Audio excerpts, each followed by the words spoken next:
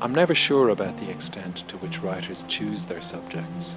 Often the process seems to work the other way around, so that you wouldn't even call it a choice as such, but more of an invitation. An image, literally a picture, unfurls itself in your mind, or a line of dialogue, or a situation involving two characters on a train. You might hear an old song, a nursery rhyme, even a joke, and find yourself wondering about the real-life story that inspired it.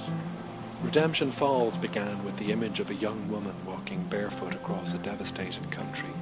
She drifted into my mind as the opening chapter describes her. It didn't occur to me at the time that she was Eliza Duane Mooney, my heroine. Eliza Duane Mooney, the friendless pilgrim.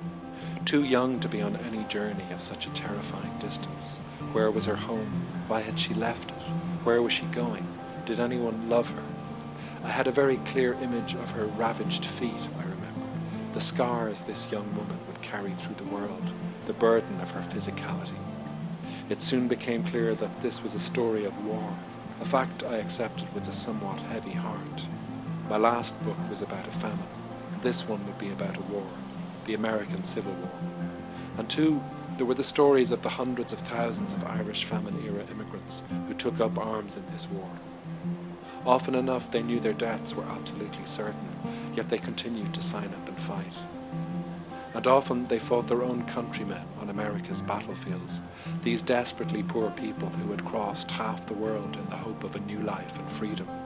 My book was an attempt to tell these stories with truthfulness, in a structure that would also be truthful, but also lively and involving.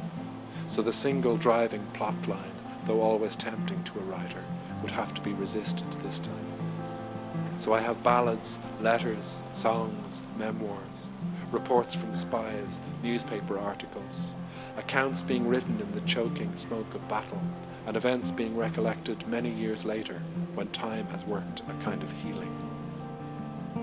Eliza, for all her absence, holds the scrapbook together through the kind of selfless love that makes the existence of our species worth continuing.